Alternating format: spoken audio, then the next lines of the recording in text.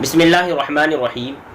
بعض احباب نے سوال پوچھا ہے کہ زکوٰۃ کن لوگوں پر واجب ہے اور کتنے مال پر واجب ہے، اس کی وضاحت فرما دیجیے۔ تو جواباً عرض ہے کہ زکوٰۃ ہر ایسے مسلمان پر واجب ہے جو عاقل ہو، بالغ ہو اور اس کی ملکیت میں 52.5 تولہ چاندی یا 7.5 تولہ سونا ہو، یا اس کی مقدار میں اس کے پاس پیسہ ہو اور ان پیسوں پر یا سونے چاندی پر سال گزر گیا ہو، تو اب ایسے مال پر، ایسے پیسوں پر زکوٰۃ واجب ہوگی۔ یہاں پر میں ایک بات کی وضاحت کر دوں کہ شریعت نے زکوٰۃ کے وجوب کے لیے 2 چیزوں کو معیار قرار دیا ہے۔ نمبر 1 سونا، نمبر 2 چاندی۔ اگر کسی کے پاس سونا ہے، یعنی کہ 7.5 تولہ سونا ہے، تو 7.5 تولہ سونے کا لحاظ کرتے ہوئے زکوٰۃ واجب ہوگی۔ اگر کسی کے پاس سونا بھی ہے اور چاندی بھی ہے، تو اب ان دونوں میں سے اب کس کا لحاظ کیا جائے گا؟ یعنی سونے کا لحاظ کیا جائے گا یا چاندی کا لحاظ کیا جائے گا؟ چونکہ چاندی کی قیمت کم ہوتی ہے اور سونے کی قیمت زیادہ ہوتی ہے، تو ان دونوں میں کس کی قیمت کا اعتبار کیا جائے گا؟ تو اگر جہاں پر سونا اور چاندی دونوں جمع ہو جائیں تو اب چاندی کا اعتبار کیا جائے گا، چاندی کی قیمت کو دیکھ کر زکوٰۃ کو ادا کیا جائے گا۔ سونے اور چاندی اگر دونوں ایک ساتھ رکھے ہوئے ہوں، اگر کسی کے پاس صرف سونا ہے، چاندی نہیں ہے، تو اب چاندی کا لحاظ کیا جائے گا، یعنی سونے کا لحاظ کیا جائے گا، سونے کی قیمت کو دیکھا جائے گا۔ پیسوں میں زکوٰۃ کے ادا کرنے کے لیے، زکوٰۃ کے ادا کرنے کے معیار چاندی ہے۔ یعنی اگر آپ کے پاس پیسے ہیں تو اب پیسوں کی زکوٰۃ آپ چاندی کے لحاظ سے ادا کریں گے یا سونے کے لحاظ سے ادا کریں گے؟ یہ بہت اہم بات ہے، اس کو غور سے نوٹ کر لیجیے۔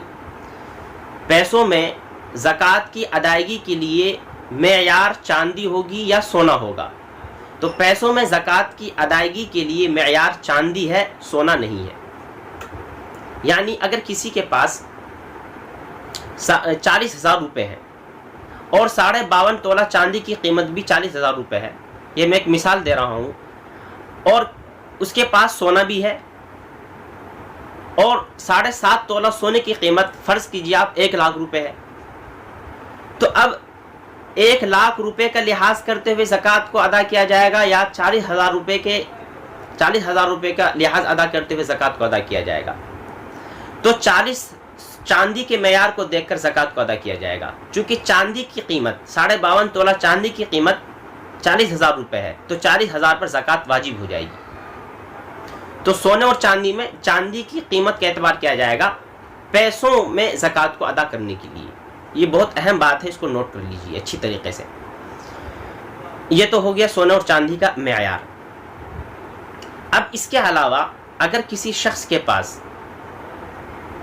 پیسے بھی نہیں ہے اور سونے چاندی بھی نہیں ہے، لیکن پیسے اور سونے چاندی کے علاوہ اس کے پاس ضروریات زندگی کے علاوہ دیگر سامان موجود ہے، تو اس پر زکوٰۃ واجب ہے۔